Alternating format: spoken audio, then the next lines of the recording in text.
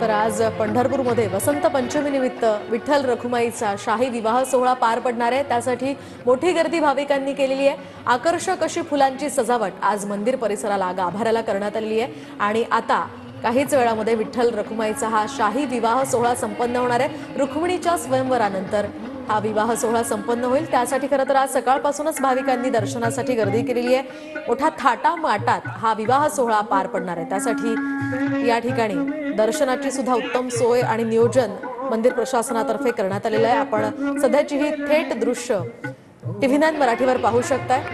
याची देही याची डोळा जरी आपण त्या ठिकाणी रखुमाईचा आणि विठ्ठलाचा हा विवाह सोहळा पाहू शकत नसलो तरी सुद्धा TV9 मराठीच्या माध्यमातून हा विवाह सोहळा आपण पाहू शकतोय। वसंत पंचमी आज आहे आणि वसंत पंचमी निमित्त देवाचा हा शाही सोहळा खरं तर पार पडत असतो आणि आजच्या या दिवशी दर्शन घेणाऱ्यांची सुद्धा मोठी गर्दी होत असते। त्यासाठी मंदिर प्रशासनानं चोख असं नियोजन केलेलं आहे। तर आज विठ्ठल आणि रखुमाईला सुद्धा अतिशय सुंदर पद्धतीने सजवण्यात आलेला आहे। हा विशेष पारंपरिक पेहराव हा साज विठ्ठल आणि रखुमाईला घालण्यात आलेला आहे। बाशिंग त्यांना बांधण्यात आलेलं आहे। याचीच ही थेट दृश्य थेट दर्शन तुम्ही TV9 मराठीच्या माध्यमातून घेऊ शकताय। इथे सनई चौघडे वाजतायत। विठ्ठल रखुमाईचा हा विवाह सोहळा अतिशय थाटामाटात आनंदात उत्साहात पार पडतोय। या ठिकाणी